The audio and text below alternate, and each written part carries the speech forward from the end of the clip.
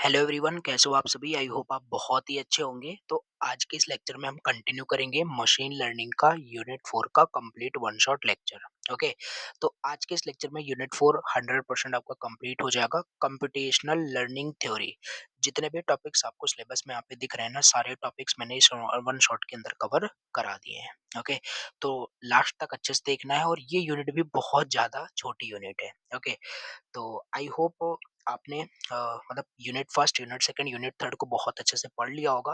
Right, और देखो मैं लास्ट टाइम पे बहुत मेहनत कर रहा हूँ, तो आपको भी साथ ही साथ सारे यूनिट को अच्छे से पढ़ लेना है। राइट, तैयार कर लेना है। तो प्लेलिस्ट आपको मिल जाएगा, जाके मशीन लर्निंग का आप देख सकते हो, तीनों यूनिट बहुत अच्छे से पढ़ सकते हो। ठीक है, एंड लास्ट में मैं सारे इंपॉर्टेंट क्वेश्चन भी आपको बताऊंगा, तो बहुत अच्छे से आप लास्ट टाइम पे प्रिपेयर कर सकते हो, और इनफ टाइम है।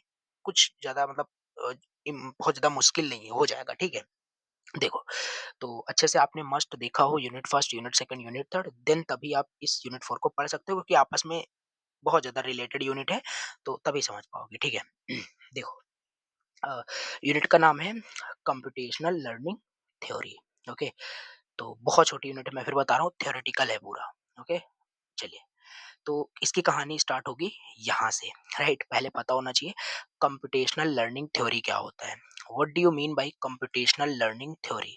ओके, ये तो चलो नाम से कुछ पता चल रहा है कि हाँ, कोई कंप्यूटेशनल लर्निंग एक थ्योरी है। राइट, चलो पर डिटेल समझते हैं। देखो, कंप्यूटेशनल लर्निंग थ्योरी क्या करता है, ये स्टडी करता है कि कैसे मशीन लर्न करता है, how machine learn, how much data is needed, right, and how efficiently learning can be done. ये तीन चीज जो है, इस पे स्टडी की जाती है, और स्टडी करने के बाद जो थ्योरी निकल के आती है उसे हम क्या कहते हैं, कंप्यूटेशनल लर्निंग थ्योरी।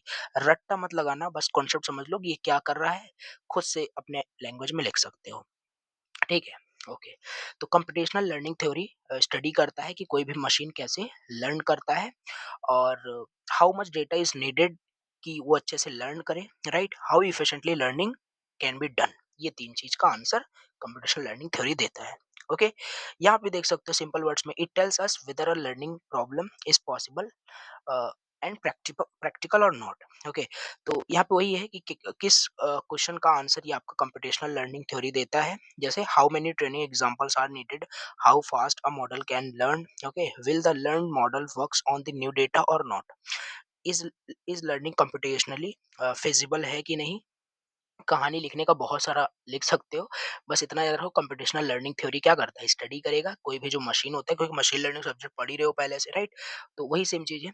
हाँ, मतलब मशीन लर्निंग सब्जेक्ट की हम पढ़ रहे हैं, तो कहने का मतलब कि मशीन कैसे लर्न करेगा। राइट, और लर्न कराने के लिए जो भी उसमें हम जो लर्निंग उसको प्रोवाइड करेंगे, कितना डेटा हमें वहाँ पे जरूरत है उसको प्रोवाइड करने के लिए, ये सब हमारे कंप्यूटेशनल लर्निंग थ्योरी के अंदर ही पता चलता है। ओके, अब बात करते हैं यहाँ पे मेन कॉन्सेप्ट जो हमारा कंप्यूटेशनल लर्निंग थ्योरी में आता है।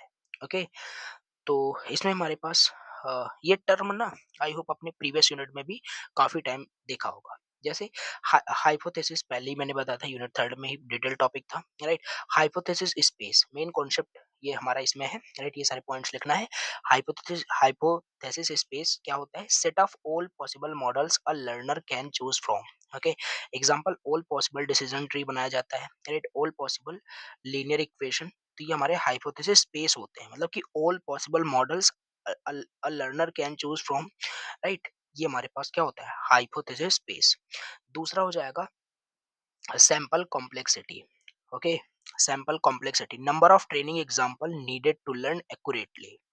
Okay, number of training example की जो जरूरत है, राइट, एक्यूरेटली लर्न करने के लिए, उसे हम सैंपल कॉम्प्लेक्सिटी कहते हैं। How much data is enough. Okay, तो ये हमारा सैंपल कॉम्प्लेक्सिटी होता है। देखो, पॉइंट्स याद रखने हैं, जस्ट फिर आपको एक्सप्लेन कर देना है। ठीक है, जनरलाइजेशन, पहले ही बताया था, ability of a model to perform well on new unseen data. Right, generalization वहाँ पे होना चाहिए, कहने का मतलब है ऐसा ना हो कोई मशीन जो रिस्पॉन्स कर रहा है वो सारा पूरा आपने 100% ट्रेनिंग डेटा ही प्रोवाइड कर दिया है, तो अनसेन डेटा पे भी वो क्या कर रहा हो, रिस्पॉन्स कर रहा हो। That that is the meaning of generalization. Okay, now computational efficiency, learning should be fast and use less memory. A very slow algorithm is not practical. Okay, so these are the main concept which is used in computational learning theory. I hope समझ रहे हो, right? चलिए, अब इसके बाद बात करते हैं, राइट? ये काफ़ी ज़्यादा इम्पोर्टेंट है, राइट? मार्क कर लेना, right? Sample complexity for finite hypothesis space. Okay, तो पहले चलो समझते हैं ये सैंपल कॉम्प्लेक्सिटी क्या होता है। ये पीछे वही है, राइट? जो यहाँ पे देखो सैंपल कॉम्प्लेक्सिटी था, वही सिंपल यहाँ पे, इसको थोड़ा डिटेल में हमें समझना है। तो sample complexity for finite hypothesis space, तो सैंपल कॉम्प्लेक्सिटी का मतलब यहाँ पे होता है how many training examples are needed to learn a good model, right? मतलब एक मशीन लर्निंग मॉडल है, उसको ट्रेन करने के लिए कितना ट्रेनिंग एग्जाम्पल वहाँ पे ज़रूरत है, राइट? इस चीज़ को हम सैंपल कॉम्प्लेक्सिटी कहते हैं। चलो ठीक है, ये तो हो गया सैंपल कॉम्प्लेक्सिटी। दूसरा यहाँ पे समझते हैं हाइपोथेसिस, मतलब कि हाइपोथेसिस स्पेस तो बताया। फाइनाइट हाइपोथेसिस स्पेस क्या होता है? अ फाइनाइट हाइपोथेसिस स्पेस का मतलब है there is a limited number of possible hypothesis, मतलब models, okay? The learner the learner choose the best one from the fixed set. ये हमारे पास होता है फाइनाइट हाइपोथेसिस स्पेस, ओके? मतलब कि जो डिसीजन ट्री होगा उसमें डेप्थ जो होगा वो फिक्स्ड होगा। That is what does mean bye like finite hypothesis space. Limited number of possible hypothesis हमारे पास यहाँ पे होगा, ठीक है?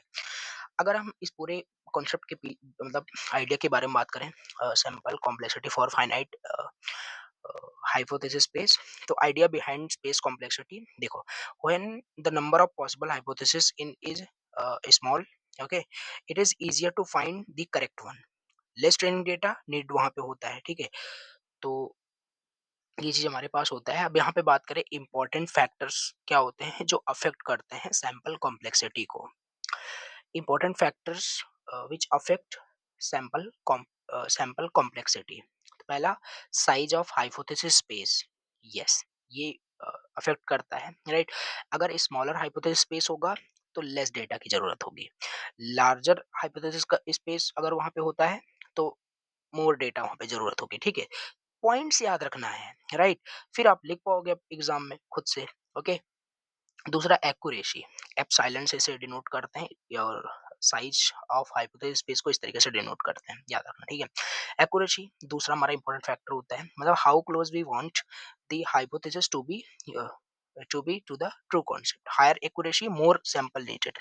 कॉन्फिडेंस में को डेल्टा से डिनोट करते हैं। ये सब हमारे इंपॉर्टेंट फैक्टर्स होते हैं। How sure we want to be the hypothesis is correct, higher confidence, more sample needed, okay? तो ये सारे इंपॉर्टेंट फैक्टर्स होते हैं, ओके? सो अगर रियल लाइफ एग्जांपल से मैं बताऊं सैंपल कॉम्प्लेक्सिटी का फॉर फाइनाइट हाइपोथेसिस स्पेस में, तो ये देखो, right? If you are choosing the correct answer from 4 option, you need fewer hints, yes.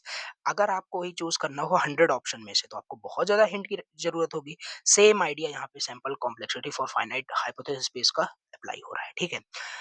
I hope you will understand, okay? Now advantage समझते हैं। Easy to analyse, okay? Needs fewer sample, simple learning process होता है। ये चीज हमारे पास यहाँ पे हो गया। ये इंपॉर्टेंट था, मैं आपको बताया स्टार्टिंग में ही, आई थिंक, ठीक है? तो ये अच्छे से पढ़ना है, इसको पॉइंट्स याद रखना है, इसका मतलब कि फैक्टर्स क्या क्या होते हैं, ओके? चलिए, अभी बात करते हैं नेक्स्ट टॉपिक, जो कि है mistake bound model of learning, right? Mistake bound model of learning क्या होता है? Okay, mistake mistake bound model is a learning model, okay? जहाँ पे जो लर्नर होता है, राइट, वो लर्न करता है बाय मेकिंग मिस्टेक। ऑब्वियस सी बात है, हम भी अपने मिस्टेक से सीखते हैं कि नहीं सीखते हैं, राइट? और इम्प्रूव होते जाते हैं। उसी तरीके से mistake bound model of learning क्या है? एक लर्निंग मॉडल है जिसमें क्या होता है, लर्नर लर्न करता है किससे? अपने मिस्टेक से। एंड वहां पे एक फिक्स्ड अपर लिमिट होता है on how many mistakes it can make. ऐसा भी नहीं है कि हम अपनी लाइफ में इतना मिस्टेक कर, मतलब ये कॉन्सेप्ट अगर अप्लाई कर रहे हैं कि हम गलतियों से सीखेंगे, हर बार गलती कर रहे हैं, राइट? तो ऐसा भी नहीं, एक अपर लिमिट भी होना चाहिए कि जितना कम मिस्टेक हो उतना अच्छा है, ठीक है? तो मिस्टेक बाउंड मॉडल सिंपल एक लर्निंग मॉडल है, ओके? जिसमें लर्नर लर्न करता है अपनी गलतियों से और एक फिक्स्ड अपर लिमिट वहां पे होती है, right? On how many mistakes it can make. So learner improve होता जाता है every time it makes a mistake. जितने टाइम मिस्टेक वो करेगा उतने टाइम इम्प्रूव होता जाएगा। And total mistakes are limited. ऐसा नहीं कि इनफाइनाइट टाइम तक मिस्टेक करोगे, ठीक है? कैसे लर्निंग होती है? Step by step. देखो ये सब 7 मार्क्स में भी आ सकता है और मैं नोट्स को बहुत कंसाइज़ अभी बनाया हूँ, ठीक है? एग्ज़ाम में आए तो डिटेल्स आप खुद लिख पाओगे, राइट? जैसे आप देखो इसके how learning happens step by step पूछे, तो ये देखो इतना शॉर्ट में लिख दिया हूँ, तो डिटेल से लिख नहीं पाओगे। यस, लिख पाओगे, इसको हेडिंग बना करके अच्छे से स्टार्ट कर दीजिए। ये सब पता है कैसे करते हैं, ठीक है? कैसे कॉपी भरी जाती है। डेटा मतलब कि लर्निंग कैसे होता है step by step. Data comes one example at a time, ठीक है? फिर लर्नर क्या करेगा, प्रिडिक्शन करेगा वहां पे। अगर प्रिडिक्शन करेक्ट है तो कोई दिक्कत नहीं, राइट? अगर प्रिडिक्शन रॉन्ग है तो लर्नर अपडेट करेगा अपने रूल को, अपने नॉलेज बेस को, ठीक है? This continuous until mistake stop. तो ये इस तरीके से लर्निंग हो रही होती है। Why it is called mistake bound. इसे हम मिस्टेक बाउंड क्यों कहते हैं? क्योंकि यहाँ पे देखो एक फिक्स्ड अपर लिमिट हो जा रहा है मिस्टेक पे, मिस्टेक पर बाउंड है। हर बार यहाँ पे मिस्टेक नहीं करना है, ठीक है? There is a maximum number of mistakes, okay? After that the learner will predict correctly. मतलब यहाँ पे कहने का मिक्स्ड बाउंड हम सॉरी मिस्टेक बाउंड हम इसीलिए कहते हैं कि जो लर्नर है, जो लर्न कर रहा है, ओके? बट मशीन लर्निंग पढ़ रहे हो, थोड़ा रिलेट करिए, अच्छे से समझ में आएगा, ठीक है? तो एक मैक्सिमम नंबर ऑफ मिस्टेक हो सकता है। ऐसा ना हो कि एक ma'am maximum number of mistake आपने किया, उसके बाद फिर ऑटोमेटिकली आपका जो वहाँ पे आउटपुट होगा वो अच्छा ही होगा, राइट? जैसे आपने बहुत गलतियाँ किया, आपकी मतलब मान लेते हैं बहुत कम नंबर आ रहे थे, तो इतनी जो मिस्टेक आपने किया उस मिस्टेक से एक ऐसा पॉइंट आता है कि आपके अच्छे मार्क्स आने स्टार्ट हो जाते हैं। आई होप आप समझ रहे हो मैं क्या कहने की कोशिश कर रहा हूँ, ठीक है? तो एक मैक्सिमम नंबर ऑफ मिस्टेक्स वहाँ पे होता है। After that the learner will predict correctly, okay? ये mistake bound model of learning होता है।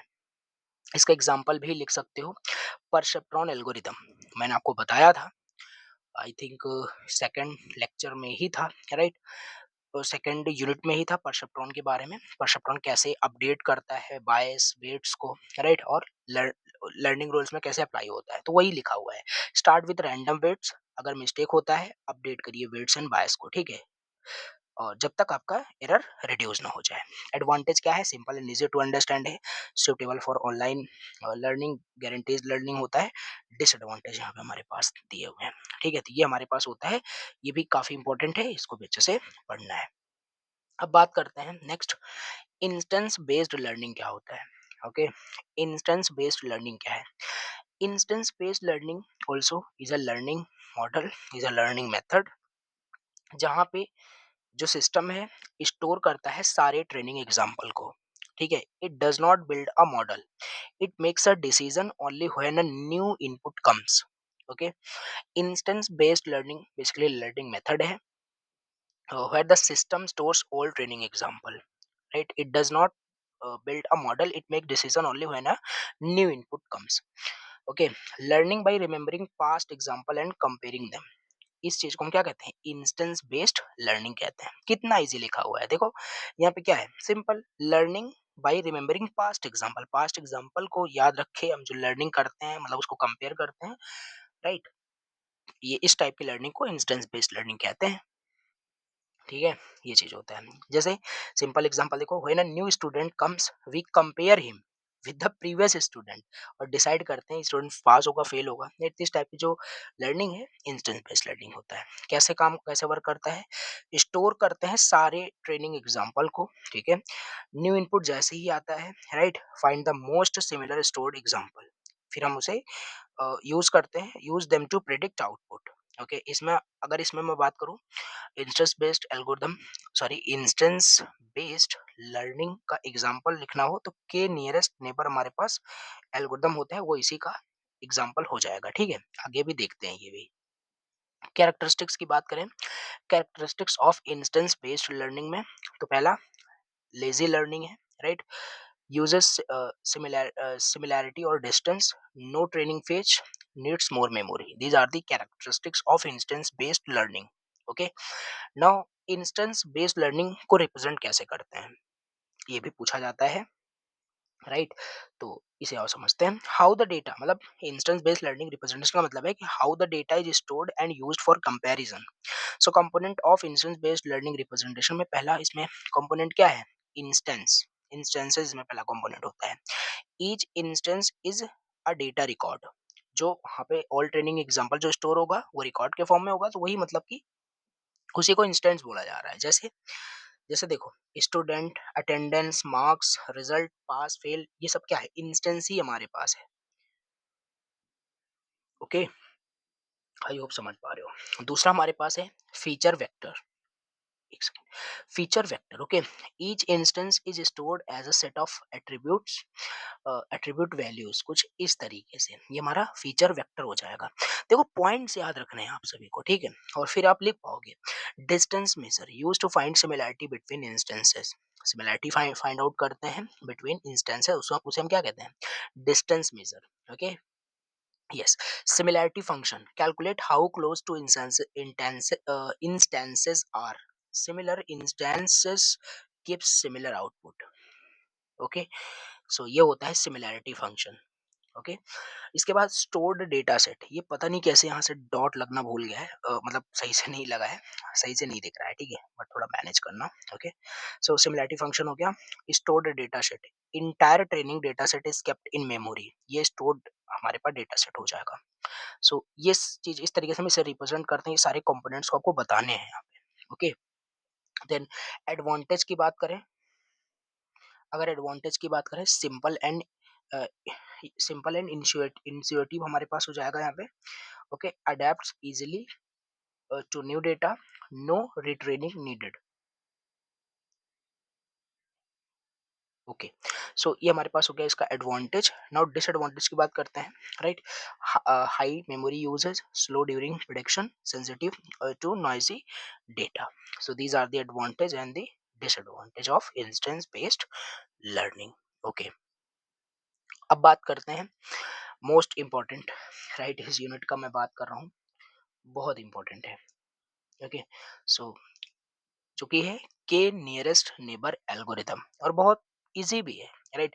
कुछ नहीं है, पूरा मैथमेटिकल कुछ भी नहीं, जस्ट स्टेप्स पूछा जाता है और ये होता क्या है, के नियरेस्ट या के एन एन एल्गोरिथम। ओके, सो देखो, के एन एन स्टैंड फॉर के नियरेस्ट नेबर, एक इंस्टेंस बेस्ड लर्निंग एल्गोरिथम है। ओके, इसके एग्जांपल में इसको लिखा ही था, राइट, वहां पे। तो वही है कि आपका इंस्टेंस बेस्ड लर्निंग एल्गोरिथम होता है, राइट। क्या करता है, ये प्रिडिक्ट करता है result of the new data point by looking at its nearest neighbour. Okay, समझिए, ये प्रिडिक्ट करता है result of new data point by looking it's nearest neighbour. Definition समझना इसको, ठीक है।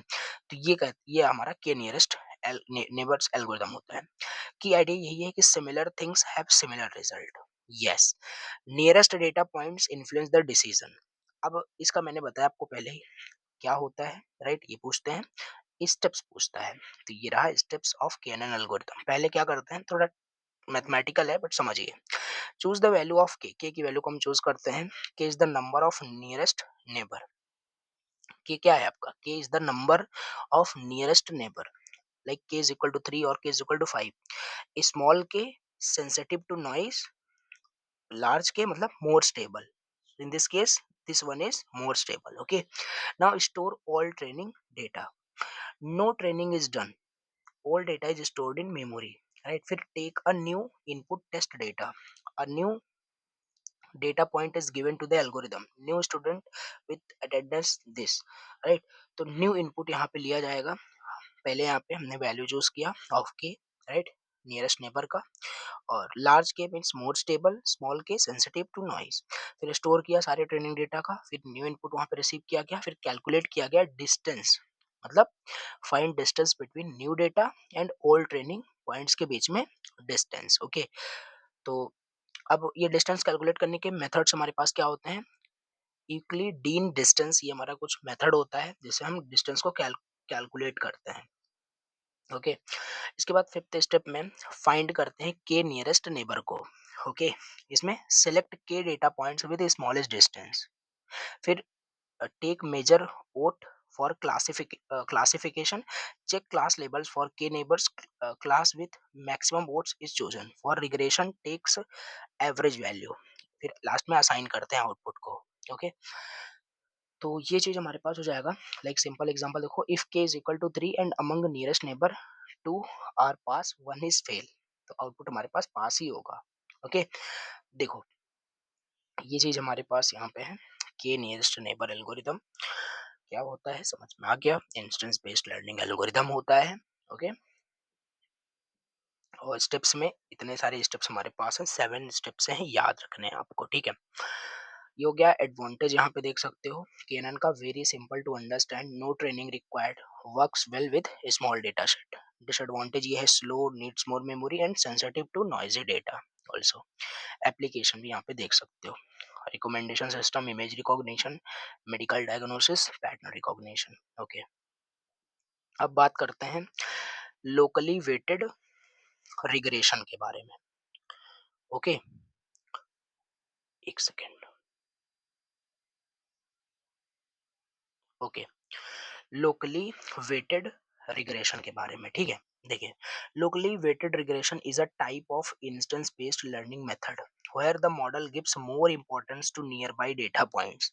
Okay, far away far away points get less importance. कहने का मतलब है लोकली वेटेड रिग्रेशन क्या कहता है, पहले तो ये एक इंस्टेंस बेस्ड लर्निंग मेथड है जो बताता है कि जो मॉडल है वो मोर इंपॉर्टेंस देता है किसको, जो नियर बाई जो डेटा पॉइंट्स होंगे, ठीक है, और फार अवे को लेस इंपॉर्टेंस दिया जाएगा, राइट। ये वही उसी तरीके से हमारे जो क्लोजेस्ट फ्रेंड होते हैं उनको ज्यादा इंपॉर्टेंस मिलेगा, जो दूर के होते हैं उनको कम इंपॉर्टेंस मिलेगा। Okay, prediction is made using nearby data, okay, not the entire data set. How locally weighted regression work, steps इसमें भी पूछे जाते हैं। तो स्टोर ऑल ट्रेनिंग डेटा, सारे ट्रेनिंग डेटा को स्टोर किया गया। No fixed model is built, all data is kept in memory. Okay, new input comes, okay, a new data point is given for prediction, फिर calculate करेंगे यहाँ पे distance को, फिर असाइन करेंगे वेट्स को, फिट लोकल रिग्रेशन मॉडल। अगर यहाँ पे आप देखोगे ना तो ये स्टेप्स थोड़ा सेम लग रहा होगा, जैसे के केनन में हमने देखा उसी तरह से स्टेप्स यहाँ पे भी है, राइट। तो न्यू इनपुट यहाँ पे आया, new data point is given for prediction, इसके बाद कैलकुलेट करेंगे डिस्टेंस को, assign weights, nearby points मतलब हाई वेट है, फार पॉइंट्स मतलब कि लो वेट है उसका। Fit a local regression model, a regression line is fitted using weighted data, only local points influence the predictions, make, फिर वहां पे last में आउटपुट जनरेट होगा, output is predicted for the new input. Okay, advantage and disadvantage. Advantage क्या है, handle complex pattern, no global model needed, adapt to local changes in data. Disadvantage यही है, high computational cost, needs large memory, slow for large data set. Okay, ये हो जाएगा हमारे पास क्या, locally weighted regression, done. Okay, चलिए इसके बाद यहाँ पे देखते हैं नेक्स्ट टॉपिक जो कि है radial basis function, RBF। Okay, radial basis function ये क्या होता है, simple, radial basis function is a function whose value depends on the distance between an input data point and a centre point. इन दोनों के डिस्टेंस पे depend करता है क्या, रेडियल बेसिस फंक्शन की वैल्यू। ओके, सो मीन्स कि the closer the input is to the center, the higher the output value. Okay, simple example देखो, if a student is very similar to a stored student, then radial basis function क्या करेगा, एक high response देगा। Okay, अगर similar नहीं है तो response low आएगा। Why is it called radial, radial हम क्यों कहते हैं इसे, because the output depends on the radius, radius मतलब डिस्टेंस पे डिपेंड करता है आउटपुट। ओके, अगर वेरी सिमिलर स्टोर डेटा के अगर वेरी सिमिलर डेटा होता है तो हाई रिस्पॉन्स आएगा, अदरवाइज लो रिस्पॉन्स। रेडियल इसे लिए कहते हैं बिकॉज वो डिस्टेंस पे डिपेंड डिपेंड कर रहा है, जो इसकी वैल्यू है डेटा पॉइंट और सेंटर पॉइंट पे। ओके, ये चीज आई होप समझ में आ गई, ठीक है, ये हो गया। अब इसका आर्किटेक्चर क्या होता है, architecture of radial basis function network समझ लेते हैं। देखो, an RBF network is a type of neural network with 3 layers, कुछ भी नया नहीं है इसमें, ठीक है।